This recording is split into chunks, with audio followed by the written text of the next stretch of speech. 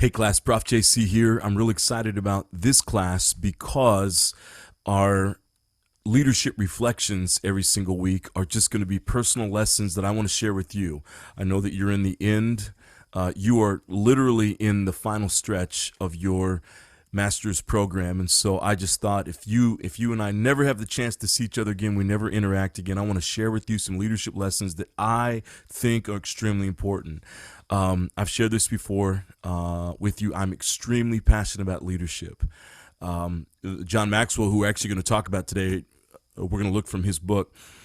He's got this great saying, and it drives everything I do. And the saying is, everything rises and falls on leadership. And I really believe that. I know we live in a day and age today which is much more collaborative. There's more space for people to say what they think, to say what they feel. That's the kind of day and age that we live in.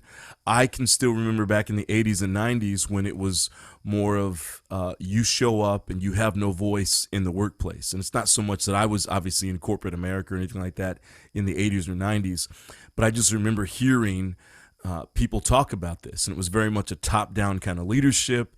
It wasn't collaborative.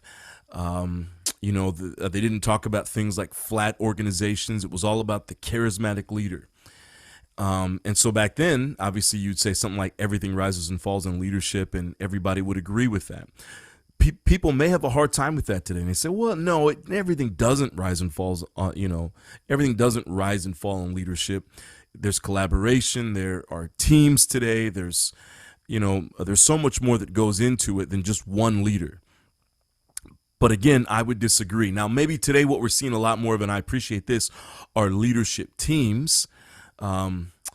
I just came from a meeting today where it was actually with a bunch of Point Loma students, and we went over to an organization here in San Diego, and we got to meet with the CEO and his leadership team, and I really appreciate how he empowered his leadership team. It wasn't just about him the entire time, and I was grateful for that. So we see a lot of that.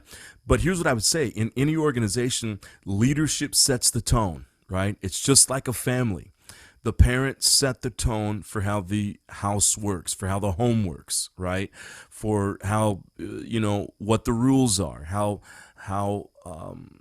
the kids behave, how the kids act, how the parents act, right? The apple doesn't fall far from the tree. And the same goes in organizations.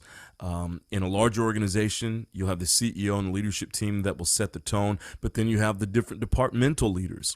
And you've probably worked in organizations before where one department is completely different from another department, and the culture over here is different than the culture is over here.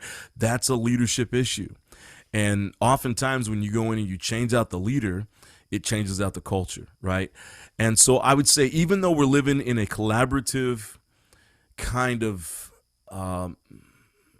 time and space, a collaborative season, right? Social media, everyone has a voice today versus back in the 80s and 90s where it just didn't happen that way. And I appreciate the times that we're living in today. I'm not saying there's anything wrong with it, but I would still say everything rises and falls in leadership. So what I want to talk to you about today, the lesson that I want you to take away from this week, and maybe if there's any lesson that you take away from our leadership reflections from this class, this might be one of the most important ones. When I first discovered, when I first discovered this, it was such a game changer for me. I don't have time to go into my whole story, but basically, I'd been in leadership positions before, but I was on staff at a major church, a big church actually here in San Diego County, and I was asked to take over a program that was struggling, and it was with the Hispanic ministry. And even though I'm Afro-Latino, I'm working on speaking the language. My wife is Latina, so I'm working on the language. But back then, this was like 12 years ago, I didn't know the language, and so I was given this job. But I thought, hey, I'm decently charismatic. I've been in the Army before. I've led people before. I'd worked with some of the most troubled kids back in Indiana and here in California. I thought this is going to be a piece of cake. And I got in, I got into this leadership role, and for 2 years straight, I just failed. I failed. In the summer of 2011, I think it was, I found myself in the UCLA library, the School of Business library, found a book by Warren Bennis called On Becoming a Leader, and it drastically transformed my life. Up until that point, I'd never read a leadership book. I'd been in leadership positions, but I thought leadership books are for losers, right? Only losers read that stuff. And then I picked up my first leadership book, and it drastically transformed my life. And then the second book I picked up after that was this one called The 21 Irrefutable Laws of Leadership by John C. Maxwell. If you have not read this book yet, I recommend you get this book and you keep it in your library. This is not this is not an academic book. It's not a book that's going to blow your mind with, brand new leadership theories, scientific leadership theories or anything like that. But I'll tell you what, it's so practical. If you begin to implement some of the stuff that you read in here, I promise you your leadership is going to go to the next level. So the first thing that he talks about here, okay, and this was so impactful for me, when I read this, I realized why the program that I was leading wasn't growing. 2 years straight, okay, we'd get to a certain number, and by the time we got to the number and I think, oh, we're going to grow to the next level, we'd lose some people. And so we always stayed around the same number. And it ended up being where I just realized, I was at a loss for words. And I thought, how does this keep happening? I think I'm a good person. Why am I not growing this program? But as you know, and as we know, that being a good person doesn't mean that you're a good leader, right? There's a lot of great people out there that have no business leading. Leadership is empowering other people. And it's, as we're going to talk about today, it's raising the lid on ourselves, because as our lid grows, the lids of everyone else around us grows as well. So let me just dive in. I'm just going to read a few things from this. I've got a diagram that I want to show you. I'll share my screen and I'll show that to you. But I just want to read a little bit from this book, and you'll get the idea of this. So this is John Maxwell speaking here. He says this: I often open my leadership conferences by explaining the law of the lid because it helps people understand the value of leadership. If you can get a handle on this law, you will see the incredible impact of leadership on every aspect of life. And I absolutely agree with this. So here it is. And here's the law. Okay. Leadership ability is the lid that determines a person's level of effectiveness. And I'll show you how that works here in just a few minutes. The lower an individual's ability to lead, the lower the lid on his or her potential. It says his in here a lot, but that's just John Maxwell. This is back in the 90s, right? So if I just say his, you get what I'm saying. It's his or her. The higher the individual's ability to lead, the higher the lid on his or her potential. Okay. And then it says, to give you an example, if your leadership rates an 8, so on a scale of 1 to 10, you're an 8, then your effectiveness can never be greater than a 7. If your leadership is only a 4, then your effectiveness will be no higher than a 3. Your leadership ability, for better or for worse, always determines your effectiveness and the potential impact of your organization. He goes on to tell a story. I'm not going to go into that right here. He goes on to tell another story. I'm not going to go into that right here. But he goes on here on page 5 and he says these words. He says, I believe, this is John Maxwell speaking, I believe that success is within, excuse me, I'm not sick. I'm not sure why I keep coughing here. I believe that success is within the reach of just about everyone. But I also believe that personal success without leadership ability brings only limited effectiveness. Without leadership ability, a person's impact is only a fraction of what it could be with good leadership. The higher you want to climb, the more you need leadership. The greater impact you want to make, the greater your influence needs to be. Whatever you will accomplish is restricted by your ability to lead other people. He goes on page 7 and he says this: leadership ability is always the lid on personal and organizational effectiveness. If a person's leadership is strong, the organization's lid is high. But if it's not, then the organization is limited. And the organization I just came from, just spent time with this early afternoon, I'll just tell you the organization. It's the San Diego Rescue Mission. We just did a corporate visit. We had about 25 people that came with us to do the visit, students here from Point Loma. Their leader, in my opinion, is one of the greatest leaders probably that I've ever met in my entire life. His name is Donnie D. He's the CEO of the San Diego Rescue Mission. Look him up. Okay. You might see him on KUSI. If you watch the news, I don't watch the news, but if you watch the news, you might see him on there. He's such an impactful leader that 5 years ago, I made my first trek to the San Diego Rescue Mission to get a tour. I just wanted to see what it was about, so I reached out to him, and I was able to get a tour. And part of that tour, we landed in the corporate offices, and the person giving me the tour said, "Hey, if there's a chance you want to go meet the CEO," and I said yes. She went down there and he said, "Come on down." So I went into his office for about 5 minutes, and those 5 minutes were so deeply impactful for me. He's just stayed in the back of my mind, and so we had him out. We did an interview with him here, with the Point Loma students, with the MBA students, the leadership students as well, and we also did. We just did a corporate visit, and I wish you could have made it. It was just incredible. He is just such a great leader. I mean, I was just fired up and excited, the moment I walked out of there because of the energy that he walks in the room. And I study this, right? So I think I have an idea about what good leadership looks like. He is what I would say about this gentleman, Donnie D, is he's lifting the lid on the San Diego Rescue Mission. They've had a lot of good leaders in their history. They have a great history. They've been around like 70 or 75 years, so they have great history here in San Diego. But he is taking the organization to the next level. So let me kind of show you what this means here.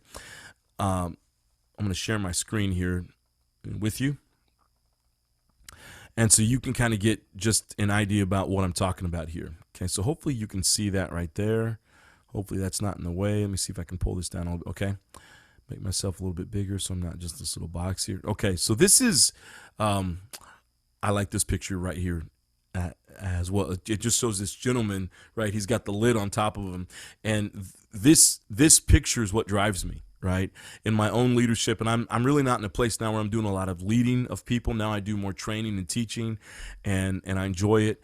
But the one thing that really scared me in my own leadership experiences and the times that I was able to lead is that this lid right here, that's you and that's me. When when you're in a leadership position, when I'm in a leadership position, we become the lid.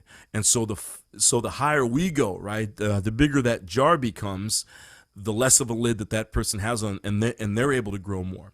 And I'll tell you what, that frightened me so much. The realization that I had the ability as the leader to either help the organization push forward, and not just the organization, but the people in the organization push forward. But I also had the ability to hold people back and to hold people down. And through character traits, through issues, and that's what was happening, right? So I didn't finish the story that I told you earlier. That summer I went out and I read this book. I read several other books. I read On Becoming a Leader by Warren Bennis. And it showed me that my leadership lid, and I'll be honest with you, at the time, it probably was a 3. I think I was a good person. I think I was a likable person, but my leadership lid was probably at a 3. And so my little team, my program that I was trying to build, could never get past a 2. So because if this is a 10 up here, right, and this is where I wanted to be, and I'm all the way down here, then if you accept what this law says, then the team and the people in that program could never get past here, right? And so when I read this, it scared the living daylights out of me, the thought that I'm the one that's holding this team back. I'm the one that's holding this program back. It's not growing because of me. And so I immediately had to start growing, and there's some things I did. And I'll tell you this, we were able to come back, and within 3 months, and I'd been doing this for 2 years up to that point. I took a break that summer to do a lot of reading, a lot of studying, try to get myself in gear. I really dove in intentionally for about 3 months on everything leadership. I tried to come up with my own leadership philosophy, a lot of what you're doing right now. I came back, and within 3 months, everybody, we quadrupled in size. Okay, from where we were. That's how, and that's why I started realizing I want to teach this the rest of my life. That's my story, because I was able to see that these principles work when we implement them, right? And for me, the biggest word was empowerment. How do I, because I didn't grow in just 3 months over summer, right? So then I'm a level 10 leader. But the one thing I learned is that you can be maybe a level 3 leader, but if you know how to empower people, right? And I think empowerment is the key that really takes your lid all the way up to a 10, because empowerment means I recognize recognize my weaknesses. I recognize my strengths, and I'm no longer going to play in my weaknesses. And here's what I'm also not going to do. I'm not going to micromanage. I'm not going to control everything. Now I'm going to empower other people to get the job done. And I can tell you story after story with that program, how when I begin to empower other people and say, well, I don't know how to do that, but I've been doing that for 2 years. I don't know how to do that. I don't know how to do that. And these were all volunteers, right? Because this is a church organization. But I began to empower this person and empower this person. I remember one lady came to me and she was so shy and she was so meek, and she and her friend came to me and they wanted to do this big thing. It was a really important thing we needed to get done, and I didn't want to do it. And I remember my friends who I'd said, hey, I need you to hold me accountable so that I start empowering people and I don't just control everything. And they're standing behind these two ladies as they're asking me if they can do this thing, and they're saying, hey, you need to let them do this, right? They're giving me that look, right, that says you need to let them do this. And I didn't want to, but I said, okay, go ahead and do it. But I shared with them, hey, the expectations got to be up here. And you know what? They surpassed my expectation. They did it 10 times better than I could have ever done it. And I remember, I'll be transparent with you. In that section, in that season, I remember walking into that room and seeing them, and I started to get tears in my eyes, because not only I got to see them grow to a next level, and they were so proud of the work that they did, and they were so proud of you know, all the work they put into it and their coordination, and they did an amazing job. So I learned that, and I was able to watch them grow to the next level, and their confidence. I told you when they came to me, they were kind of meek, they didn't have any confidence, but their confidence grew, right? You know, 6, 7, 8 inches that day. They probably got an inch taller that day because they did something that was difficult, and they succeeded past everybody's wildest imagination. So I got to see that, but then I learned a lesson. I learned that the more that I empower other people, now we got to set the standard for them and say, here's where the standard's at, and here's what I expect, right? Here's what we expect as a team. But once I do that and then get out of the way, it's amazing how people will do 10 times better than what you can possibly imagine. It was such an incredible lesson for me. And so I would say this, that if you want a quick way to become a level 10 leader, learn how to take off all the controls. Don't be the bottleneck. Don't be the micromanager. Trust people. And trust me on this, when you trust people, you will get hurt. Okay, that's something else that John Maxwell talks about, that when you open up and you decide to say, hey, I am going to trust people, it also means that there's going to be a part of it where you're going to find yourself getting hurt, and that's just going to happen. But watch this. Here's the thing that I wanted to show you. Okay, so here's what we're talking about here. If your success dedication, okay, so right here you see this, it says success without leadership, success with leadership. So success means that's your personal effectiveness, right? And this is one of the most important lessons that you can learn as a leader, because oftentimes we get into the workplace, we're not in a leadership position from the beginning, and so we learn how to perform. And that's what we've been doing, right, all the way through primary school and secondary school and college. It's all about you performing, you getting the A, then you go into the workplace. You don't have any leadership ability unless you start off as a manager or whatever. But your mindset, because it's been ingrained in us, in our American culture for so many years, it's about me performing. I got to get the A. It's not about empowering other people to get A's. I got to worry about my own grades because I'm trying to get into college. I'm trying to move to the next level, right? So we've got that mindset. It's about performance. And then we get into a leadership position. And that's why a lot of people micromanage, because they're like, hey, well, these people can't do it as great as I can, so let me get in there and just do the job for them. And the mindset needs to switch about, how do I empower these other people to do the job? And that means I have to step into kind of a training role. That means I have to be much more patient, right? Because a lot of leaders out there, maybe you're like me, I'm like you, where, you know, with our leadership mentality, our leadership personalities, we get really impatient. We want to see the job get done now. But a leadership mindset says that I've got to now, it's not about me impressing anybody. It's helping this person learn the lesson, helping this person get the job done. So if you're only focused on your own effectiveness, right there you see on the left-hand side of the screen, you're only going to get so far, right? And you could be an 8 or a 9 on level of effectiveness. I think that's like I don't know if that's an 8 or a 9, or I think that's an 8, right? 8, 9, 10, right? So you could be an 8 on the level, and that's not bad. That means you are a highly effective person. You could be a 9 on that list. You could be a 10 on the list. But if your leadership level is a 1, then you see the effectiveness right there. And I keep using the word effectiveness. I should be using the word success dedication. So if you're dedicated to success and your level is all the way up there in 8, 9, 10, good for you. Bravo for you. But if your leadership's all the way down at a 1, that's where your effectiveness lies. Okay, now we go to the chart on the right side of the screen and watch this. So let's say you're still an 8, right? You're still an 8 in terms of success dedication, but now your leadership level moves up to a 6, right? Which is a 6 isn't great. It's not the greatest leader of all time, but it's better than a 1, right? Now watch how your effectiveness increases. That's how it works. And again, the shortcut to all of that is really empowerment. Trusting people, and over time you get to realize who can you trust, who can't you trust. After you've been leading for a while, you begin to see traits in certain people and say, okay, that person's probably not going to work well in that position, but they'll work well in this position. Jim Collins talks a lot about this. We'll talk about his book here in just a couple of weeks. He talks a lot about this, getting the right people on the bus, and then getting those same people in the right seats on the bus, right? That's the most important. That's how leadership thinks. Leadership is not going in and trying to impress your boss. Leadership is empowering other people. So the lesson of this one today, I probably talked a lot longer than what I meant to talk about, but I get so passionate about this because this is what leadership is all about right here. This is what's going to take you to the next level. It's not about you being committed to your own success dedication, although you want to be, right? You also don't want to be a level 10 leader, and if you go back to that chart and you're only committed to success like at a level 1, you're still not going to have that much effectiveness. So the goal is to be dedicated to success, desiring success, but then on top of that, you also want to be raising your leadership level, and you're doing that. That's one thing I'm so proud of every single one of you in this class, because you're signing up, you're spending your hard-earned money so you can become better leaders, and that's why I love this program, because you're all going to go out there and do great things. I have no doubt about that, but I wanted to keep that with you. You are the lid on the people around you. Moms, dads, if you've got kids, you're the lid on your kids, right? Your kids, and a lot of people might disagree with me on this, but I just think it's true, right? And I've seen this time and time again. Great parents produce great kids. And I know that there are anomalies out there. I also know, that there are exceptions to the rule on this. Okay, so I'm not saying this. If you know of someone who's got a jacked up kid, it may not be that they were great parents. There are anomalies.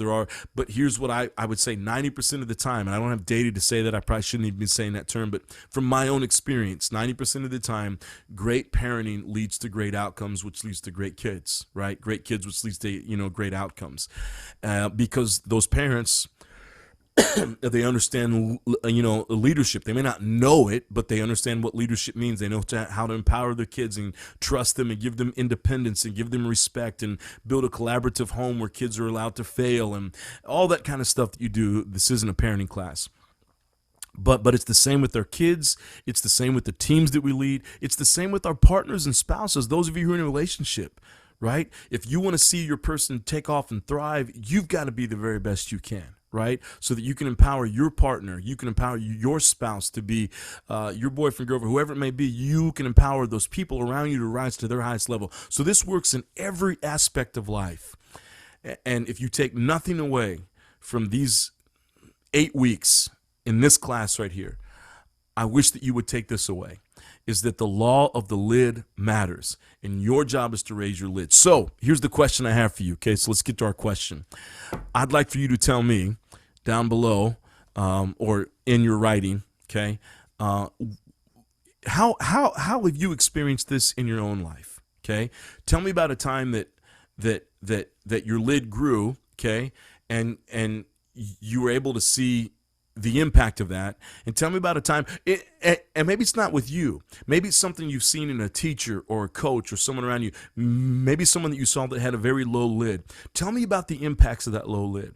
And now show me an example somewhere in your life or someone that you know of or a boss that you had who had a really high lid, and tell me about the impact on that. Okay, about the impact on the team members, about the impact on the people around them. So again, I want to know an example from your life, something you've seen where someone had a low lid, and what was the outcome of that? What were the consequences? What was, what came out of that? And then I want you to tell me about a time where you saw someone who had a really high leadership lid, like an 8, 9, or a 10, and tell me how that impacted the organization or the team or whatever it may be. All right, everybody.